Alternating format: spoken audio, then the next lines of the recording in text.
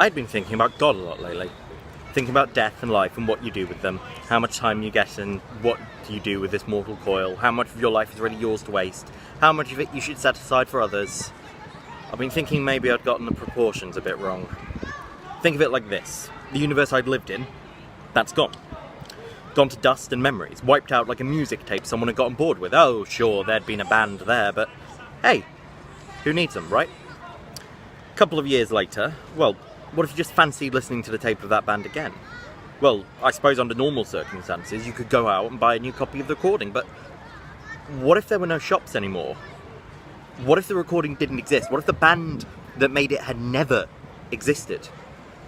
What then? And you'd wiped the tape.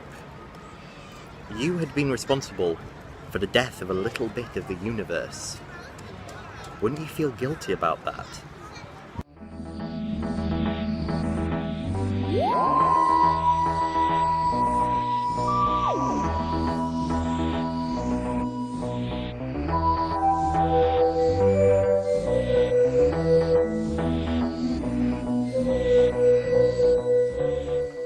Hello, welcome to another exciting episode of Post-Game Reading. This time I have actually read the book after I played the game. Now this is going to be a follow-up to me and Anna's video on Civilization 5, so I figured let's play a game that features Alexander the Great, like Civilization 5, and is also really confusing, a bit incomprehensible, and I still have questions even after I'm done with it. Yay! To a slightly more meta extent, there is a lot of information that I could have done to further my understanding, but I'm a bit lazy. Campaign is a Doctor Who novel that I'm not 100% sure is canon or even official. That was released in 2000. I'm by Jim Mortimore, who's done a couple of things for Big Finish.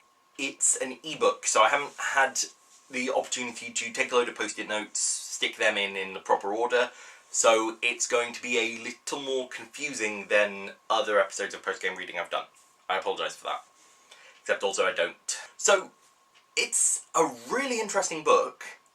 God, where do I start with this? The basic premise of the book is time no longer exists. The TARDIS crew, Ian, Barbara, Susan and the Doctor, have done something in ancient Greece that's caused time to poof out of existence. So every chapter is just a series of nows. There's no progression of time, there's just a now and a now and a now and a now and another now. And that also leads to lots of changing of the characters. And I don't mean just like the POV changes, and it does. Every chapter or so, the point of view character changes from Ian to Barbara. Sometimes to Susan, and a couple of times it's been the Doctor. And there's a few other times where it's completely different people, which is strange. So as I started reading it, I began to wonder if it wasn't a canon Doctor Who book at all, because Ian talks about being an aerospace engineer, and Barbara talks about being a secretary at school. And then later on, Ian talks about being a artist who has a passion for mathematics. Barbara turns into a art teacher instead of a history teacher. As the book goes on, it starts to become clear that there's multiple versions of Ian and Barbara running around. Oh god, this is such a confusing book to talk about. Essentially, as well as Ian and Barbara, we have Cliff and Lola, and then we have John and Gillian, and I think they're characters from the Doctor Who annual in the 60s. The writing style is really good. It very slowly reveals everything, usually through other people talking. It's all in first person, apart from a couple of chapters like I mentioned, so it's really interesting how Mortimer gets across people not wanting to deal with the reality they're faced with, which is a recurring theme. So we have one chapter where they stop before saying someone died and just shrug and go, well, we all assumed thal radiation drugs would work on humans too. Sort of hits home exactly what happened. There were even a couple of moments that like made me cry in it, because we see Ian and Barbara really struggling to live together in a universe where all they know is the TARDIS. It's also interesting that a lot of expanded universe Doctor Who stuff basically says Ian and Barbara are already a couple. They're the two teachers that everyone in their school was shipping. Stuff like that. But this is one where it's a little more one-sided. Ian's been seduced by Ophelia before the start of the book. Barbara sort of doesn't want to start a relationship with Ian because she doesn't know what will happen in the universe with no time. There's also some very meta moments, because obviously it's Ian and Barbara, so it's the first Doctor, but at one point he starts almost paraphrasing the second Doctor's "that's what's so amazing, no one else in the universe can do what we're doing" speech, and then pauses and goes, "You know, I've got the funniest sense of deja vu." What's even more meta is their references to Masters of Luxor. If you don't know, the Masters of Luxor is an unfinished Doctor Who script. It was going to be the second story, and it's not. And part of Mortimer's inspiration was that Masters of Luxor could have been the second Doctor Who story in another universe. And when an alternate Ian and an alternate Barbara meet each other, they start talking about, well, then we met all those people who thought they were machines, the Masters of Luxor, the Daleks. What? And that makes it confusing, because this book is set at the very start of Doctor Who history, but it was written right in the middle of the Wilderness Years, so you can't tell what's a call forward or what's a reference to an alternate history, and probably they're both. I'm gonna go and talk about the Wilderness Years for a little bit now, because it's important for the context of this book. Doctor Who was cancelled in 1989, and that didn't stop it. Virgin, BBC, Big Finish, so many people just publishing Doctor Who related stories, continuing everything on. The thing is, and I started with Virgin, they realised, oh man, well, most of the people reading this are adults now, let's make them let's make them for grown-ups. And that's where we get so many weird things happening. So yeah, a lot of the Doctor Who stuff published between 1990 and 2003 is quite dark, and usually kind of confusing. This is no exception. This is probably the most confusing novel I've read, full stop. And then again, you have some absolutely borderline horrific imagery in there. You've got people burning to death, you've got two versions of Ian sort of hung up and dying at one point.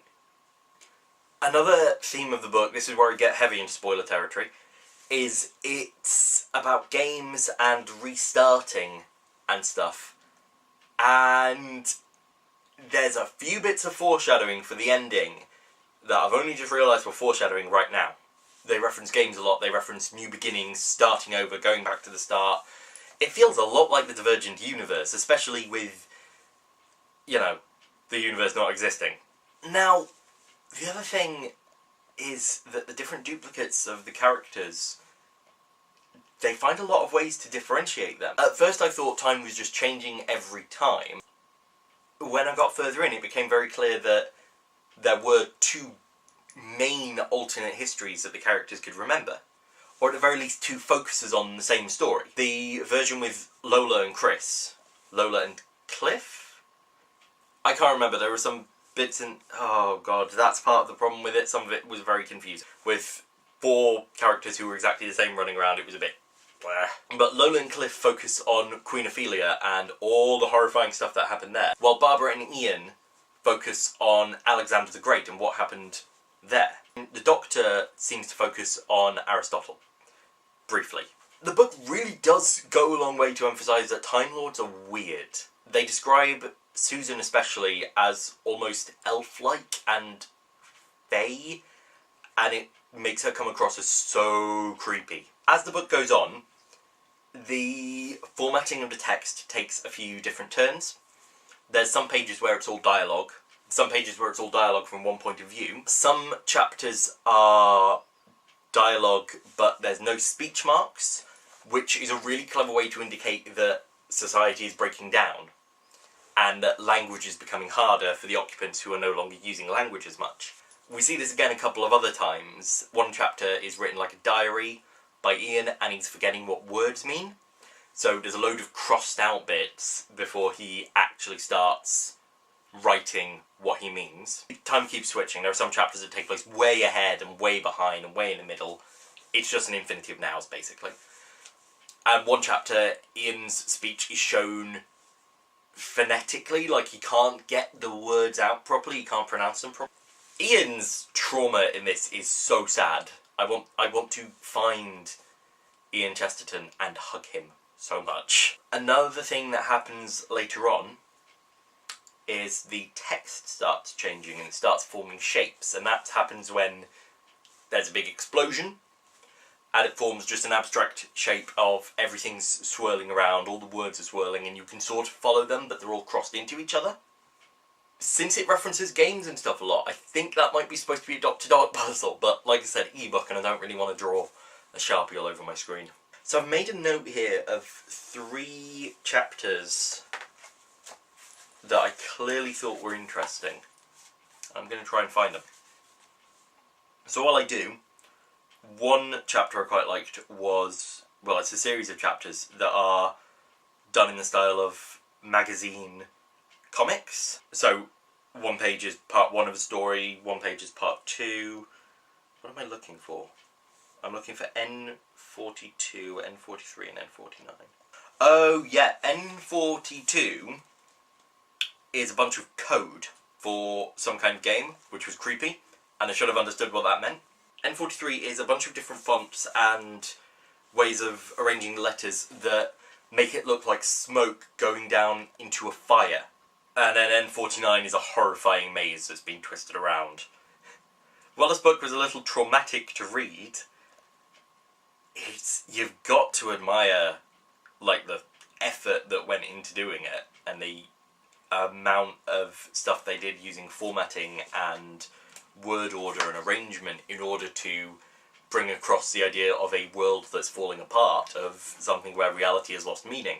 I really liked it, don't get me wrong, but it doesn't seem to go anywhere, and I don't know if that's intentional or not, but we spend a load of the first couple of chapters focusing on Alexander the Great, and then he keeps getting referenced and mentioned again and then again and again.